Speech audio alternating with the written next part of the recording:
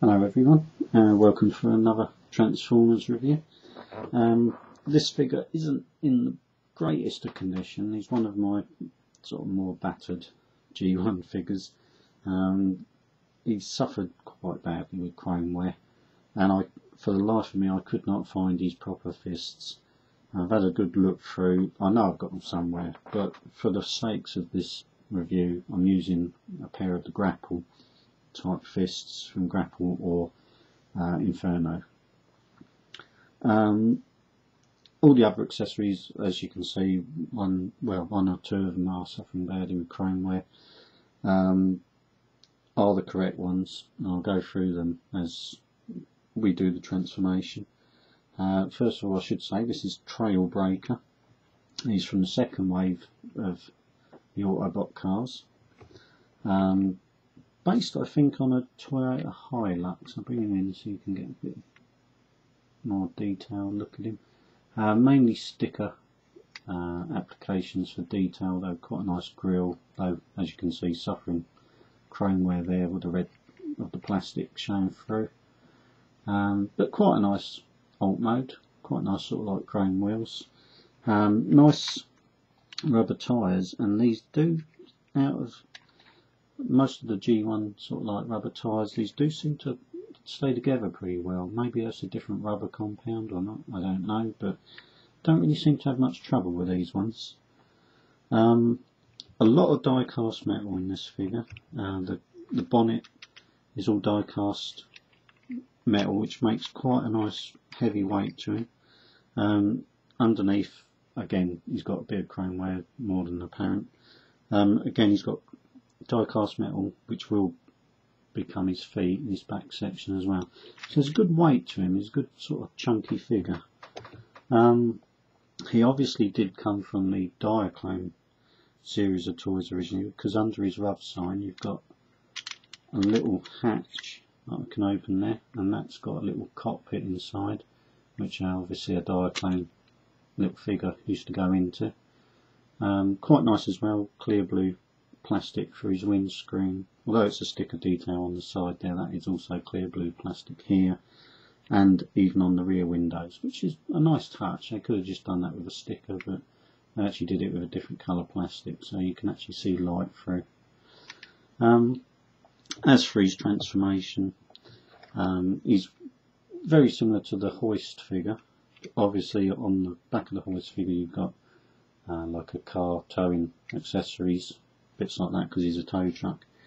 Obviously in this figure he's just basically like a covered rear pickup truck.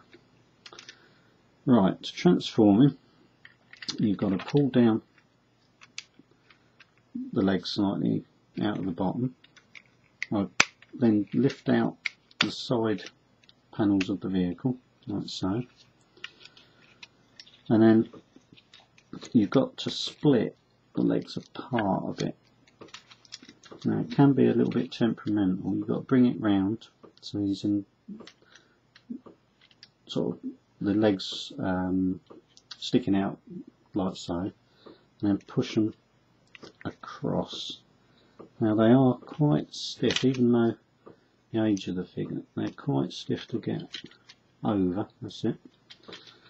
The wheels do extend slightly to accommodate them a bit further, and that just brings the legs out and parts them nicely like so. And then you take the rear black section, which as I say is die cast metal, swing those down like so, and that becomes his feet, and again it gives him a nice bit of weight at the bottom so he can stand up.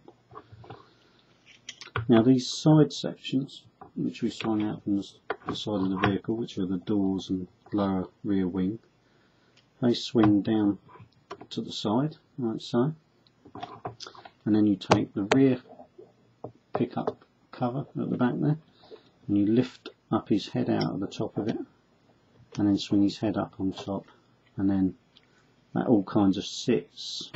It's a little bit clumsy, but it all kinds of sits out to the back there like a backpack. He's not the greatest in staying in position as his transformed mode with his head. It does tend to try and flop back,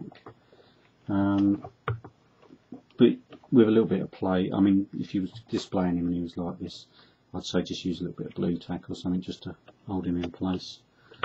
As for his arms, they're obviously in this section here, but you just lift up the lower chrome part, and that's like his lower forearm,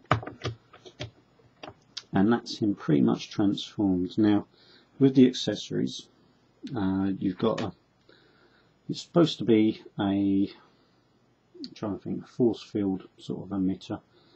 As you can see, it's got chrome there as well. These parts do suffer with it. That's the only real problem with this figure. But this pegs into the back of his head, like so, and that gives him his classic look of the cartoon. You can also take these sort of rocket weapons. I use the chrome worn one, and they sort of peg in on these little notches on the back, and they just hold in, sort of just clip in that, and they just hold in, and again they give him another little bit, and he's got like almost exhaust pipes out the top. Now they also double up as fist weapons, like so, which again he did have in the cartoon.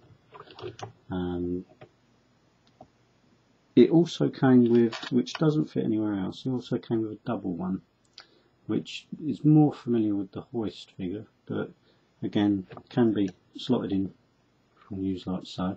But in the cartoon he tended to use the single one like that. And as I say, these aren't the correct fists, but the only difference is that they don't have the hole for a weapon. On this figure they were solid, and if I get the right hand, and they fitted in exactly the same way as the others, but they don't obviously hang out slightly with the gap there, they fit in snugly. And that's pretty much him done. As I say, he's a bit temperamental with his head positioning. He does tend to want to try and fall backwards there on his head. It is a good figure, but trying to pick one up in mint condition, you'll have a nightmare. I've looked at seeing if I could get a decent one, because obviously this one's worn. It'd be nice to have a nicer one for display, but they are a nightmare to find in really good nick. If you can, go for one. If you see it going reasonably, go for it. You could always pick one up as a reissue, but I tend to stay away from reissues. I don't mind them because they are still, a redo of the classic G1. They're as good as you're going to get, but I kind of like to know it's an authentic one. That's just me, really. But that's not always possible. I grant you that sometimes its costs outweigh sort of like emotional attachment in that way, I suppose. A good figure. I'd recommend picking one up, as I say, if you can find one decently. But again, watch for chrome wear. He's heavily chromed in lots of places, on his legs, arms, the weapons, the bumpers, everywhere like that. So if you're going to pick one up, if you can get a look at it first and have a good sort of shufty around whether or not it's in nice nick, they're the things to look out for. And obviously on the die cast parts for paint wear. But other than that, it's a good figure. Great on a G1 display. If I ever get around to getting all mine displayed, I'll have a big shelf of all the G1s in the order they came out in, I think, and be able to show everyone the full extent of the collection. But as for the review of Trailbreaker, that's it for now, and I shall see you again for another Transformers review. Hope you enjoyed this. Please feel free to comment or rate, and see you again.